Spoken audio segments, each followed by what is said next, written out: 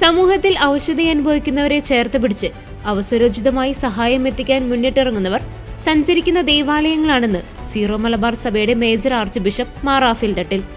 Zero Malabar സഭയുടെ സാമൂഹിക പ്രേക്ഷിത പ്രസ്ഥാനമായ സ്പന്ദൻ ഏർപ്പെടുത്തിയ ഏറ്റവും മികച്ച സാമൂഹിക പ്രവർത്തകർക്കുള്ള അവാർഡ് ദാന ചടങ്ങിന്റെ ഉദ്ഘാടനം കാക്കനാട് സഭാ ആസ്ഥാനമായ മൗണ്ട് സെന്റ് തോമസിൽ നിർവഹിച്ച് സംസാരിക്കുകയായിരുന്നു അദ്ദേഹം. Commission chairman bishop Jose Chittoopparambil അധ്യക്ഷത വഹിച്ചു.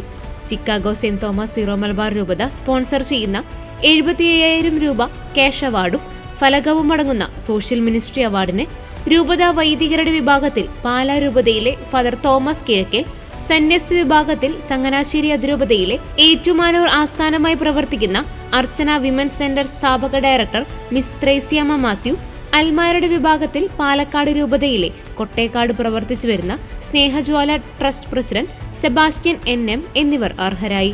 സമൂഹത്തിൽ സാമ്പത്തികമായി ഏറ്റവും അവശത അനുഭവിക്കുന്നവർക്കായി തങ്ങൾ ചെയ്തു വരുന്ന ഈ സേവനം കൂടുതൽ തീക്ഷ്ണമായി നിർവഹിക്കുന്നതിന് സോഷ്യൽ മിനിസ്ട്രി അവാർഡ് പ്രചോദനമേകുന്നുവെന്ന് അവാർഡ് ജേതാക്കൾ പറഞ്ഞു.